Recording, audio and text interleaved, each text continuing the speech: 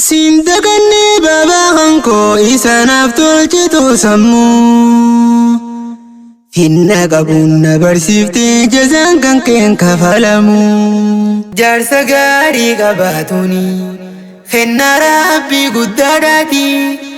Isa waa marasiif tahuu qabannaan jiru rahaati Mutattuudhaatiin ijoollee warra dharaallaanne gurraa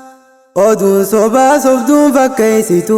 jalaa diduun dabran biraa Dhaamsi kan koo kan xumuraa akka addaan narraan baane Wal mararfaadhaa urjiiwwan akka narraa waliin qoonne Dhaamsa tokkoon qabaa dhaamsa xumuraati Ustaaza koo qaalii yaa barsiisaa kooti Narraa fuudhaa dhaamsaan qabaa Dhaamsa dheeraa gabaabaa hedduudhaan galatoonfadhaa Wayi ustaazii kan koo baabaa